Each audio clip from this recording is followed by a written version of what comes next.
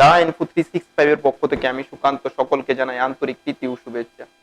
আমরা গতবার 2023 এর আগস্ট মাসের দিকে একটা ভিডিও আপলোড করেছিলাম, সেটা হলো ত্রিপুরা ইউনিভার্সিটি এডমিশন সম্পর্কে। তো ওই ভিডিওটা আজকাল দেখছি ফলোয়ার এবং ভিউজ বাড়ছে, তাই চিন্তা করে দেখলাম যে একটা নতুন আরেকটা ভিডিও ফ্রেশ ভাবে তৈরি করি এবং এটা যদি কিছু আমার ফ্রেন্ডদের সাহায্য হয়। তাই প্রথমে আমি আলোচনা করি ইউনিভার্সিটি এডমিশন হতে গেলে প্রথম প্রসেস কি করতে হবে।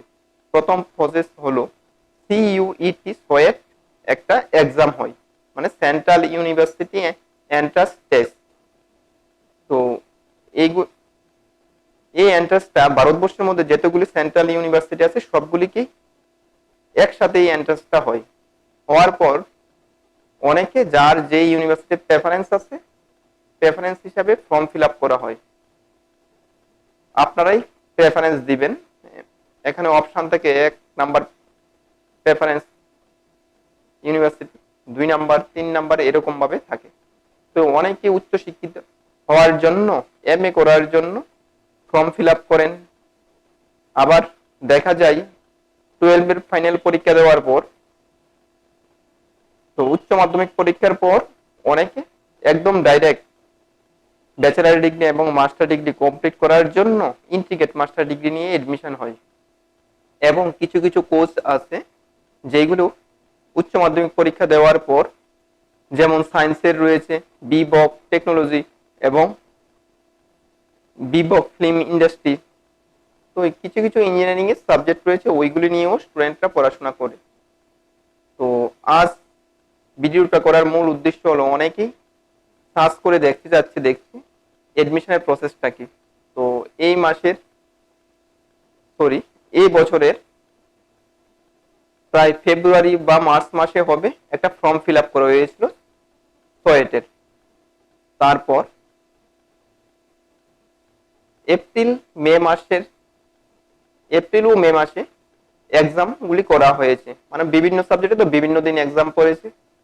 এই প্রসেসটাও কমপ্লিট হতে একটা নির্দিষ্ট টাইম লেগে যায়, কারণ ভারতবর্ষের মধ্যে সবখানে একসাথেই ওই এক্সামটা চলে।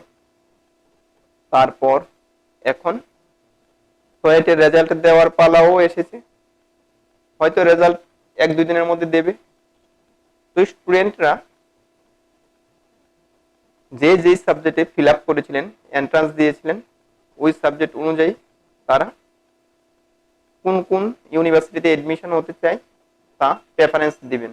আমরা সাধারণত ত্রিপুরার মধ্যে থেকেই পড়াশোনা করতে পছন্দ করি বা চাকরি বাকরি করতে পছন্দ করি, এটা অস্বীকার করা যায় না, আমরা দেখতেই পাচ্ছি সকলের মধ্যে। তারপর ইউনিভার্সিটির ফর্ম ফিল আপ করবেন। ফিল আপ করার পরে ইউনিভার্সিটির মধ্যে একটা অ্যাসেন্ডিং ডিসেন্ডিং হবে, কে ফার্স্ট পজিশনে আছে, সোয়েটের স্কোর কার বেশি আছে, এইসব পরিপ্রেক্ষি করার পর তারপর আমরা একটা লিস্ট বাহির করবে ইউনিভার্সিটি। তারপর আপনার সিলেকশন প্রসেস চালু হবে। এখন দেখা যাচ্ছে 50টা সিট আছে, যদি 200 লোক অ্যাপ্লাই করে তাহলে দেখা যাবে যারা হাইয়েস্ট মার্ক পেয়েছে সোয়েটের মাধ্যমে তাদেরকে সিলেকশন করা হবে। এবং যদি কোনো কারণে সিট খালি থাকে, ভ্যাকেন্সি থাকে, আমরা 2023-এ দেখতে পেলাম ত্রিপুরা পর্ষদ বা বিভিন্ন বোর্ডের মার্ক দেখে মার্কের উপর নির্ভর করে স্টুডেন্টকে এডমিশন করানো হয়।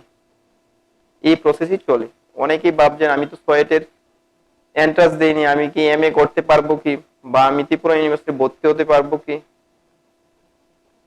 ইন্টিগ্রেট মাস্টার ডিগ্রি করতে পারবো কি, বা ইঞ্জিনিয়ারিং করতে পারবো কি। যদি ভ্যাকেন্সি সিট থাকে অবশ্যই আপনি করতে পারবেন। এটা আমি বলতে পারছি না সঠিকভাবে, কিন্তু 2023-এর যে রুলস ফলো হয়েছিল, যদি ওই প্রসেসটা এবারও চালু থাকে তাহলে অবশ্যই করতে পারবেন। কিন্তু তার জন্য আপনাদের ইনফরমেশন কালেকশন করতে হবে, তার জন্য আপনাদের এডমিশন সেলে গিয়ে যোগাযোগ রাখতে হবে। Thank you. আজ এই বলেই ভিডিওটা সমাপ্ত করছি। ভালো লাগলে আমার চ্যানেলকে সাবস্ক্রাইব করবেন এবং আমার পাশে থাকবেন। Thank you.